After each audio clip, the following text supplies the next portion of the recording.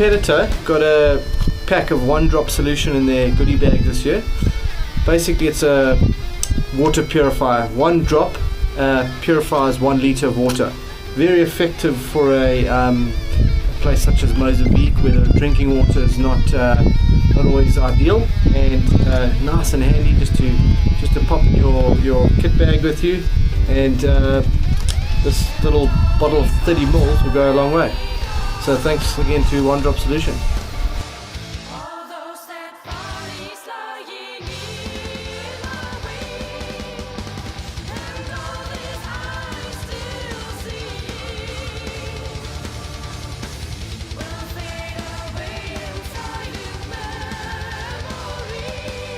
Today we'll be talking about an outfit that we're going to use for basically live bait fishing. When I say live bait fishing, I'm referring to basically catching live bait on a sabiki, putting them out on a rod, either drifting them, trawling them, really depending on the target species at hand. So whether it's a cutter, which might prefer it a little bit faster, or if it's a dorado that wants it drifting along slowly, it would really just be up to you to decide on the day and according to the action that you're seeing, what is going to work better for you.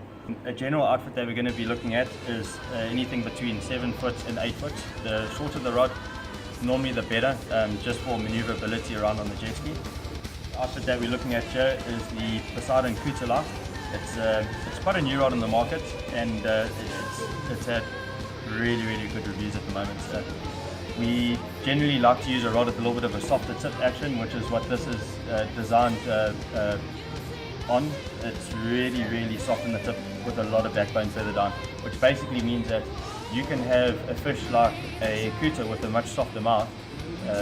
You can pull on it quite hard and the tip does all the work. If the hook's on a tear out, when it takes a sharp run, the tip bends, it doesn't pull the hooks out in a hurry.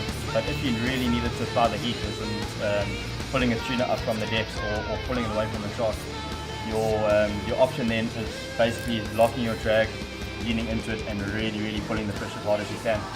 The rod does have the backbone for that.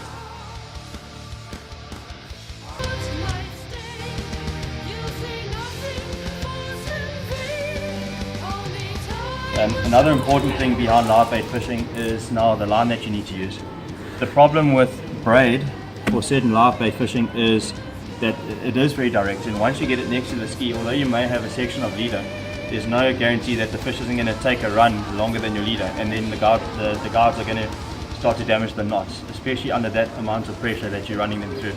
So basically, nylon is the best thing you can do. You basically put on anything between 25 and 35 pound on a Grandway 40, SL 50, anything in a 40 to 50 size reel. You're really going to get anywhere between 300 and 500 meters, which really is more than enough for any type of live bait fishing that you all need to do.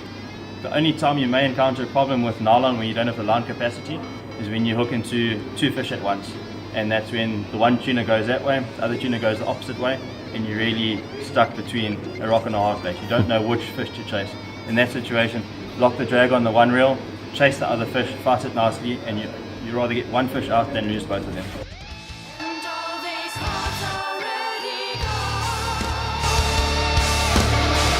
All those dead bodies lying in my way, and all this I still see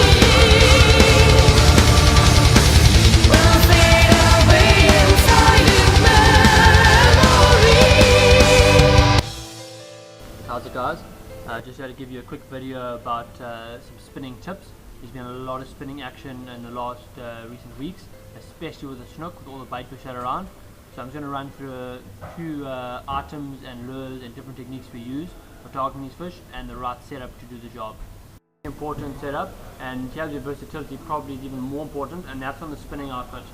Okay, this rod needs to be able to catch your live bait, needs to be able to throw those live baits at busting fish, throw poppers, throw spoons for bonnies and live bait, do some light jigging, generally cover everything that the trolling doesn't cover.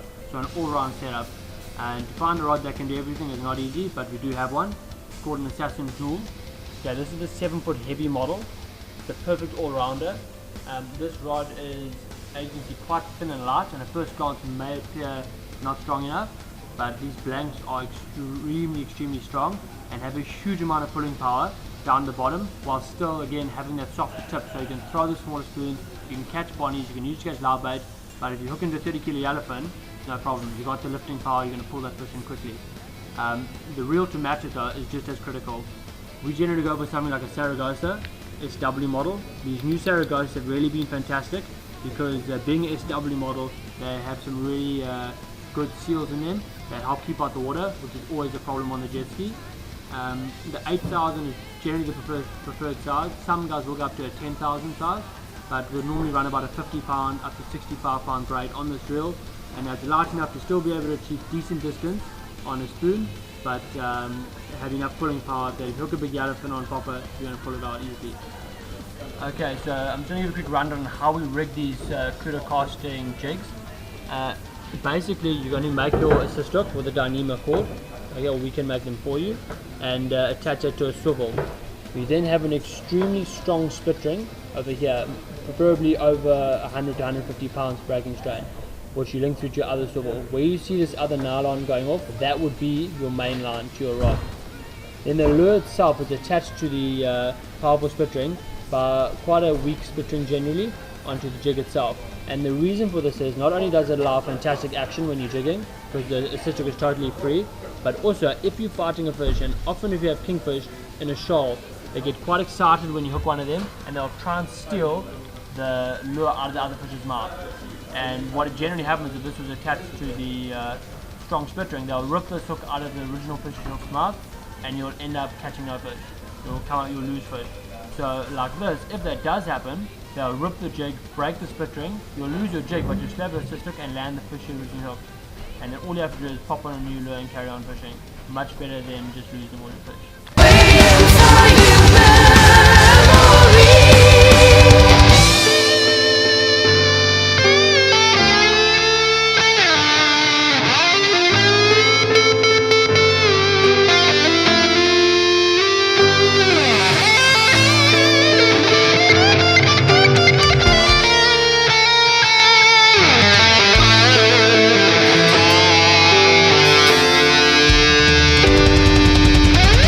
And all these hearts already gone.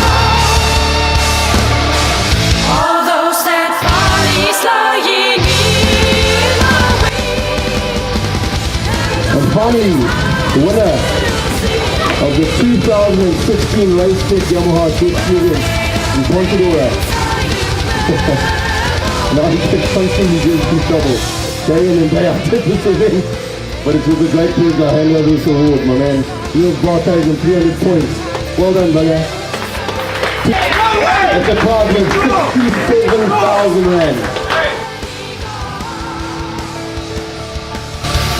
All those dead bodies lying in the wind. And all these eyes still see will fade away inside of me.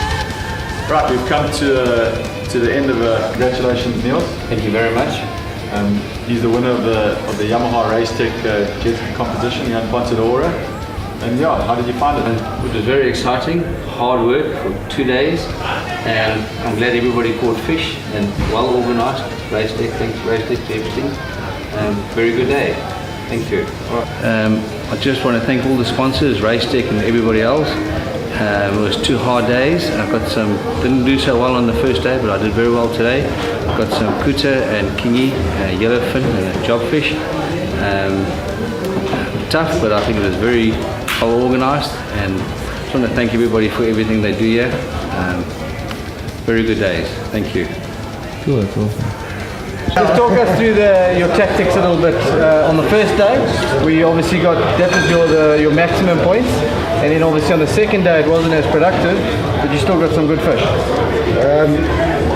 First day, our plan was to go out to Atlantis early in the morning, and there's usually yellowfin behind on the backside of planters. Throw up and down there. If you don't get any anything, move up towards Pinnacles, and then from there we will go to, well, outside we go to, there's a spot, a secret spot, Kings. Not many people know about it, and there I actually caught king and a couple of crocodile. And then from there I went down to Richardin. I got a kuda there. Also, not many people know about that place. And then I went through Malangan, and yeah, got another crop there. And then I went back to Pinnacles, got a yellowfin and 2 bonnies. And I thought maybe today we'll do the same thing. Obviously it didn't work out. Got a Dorado of Malangan Ledge and the Kokop at my king spot. Bjorn, well done, finishing second. You're almost a local here in Ponta. Just a couple of quick, easy questions. What's 93 times 1,338?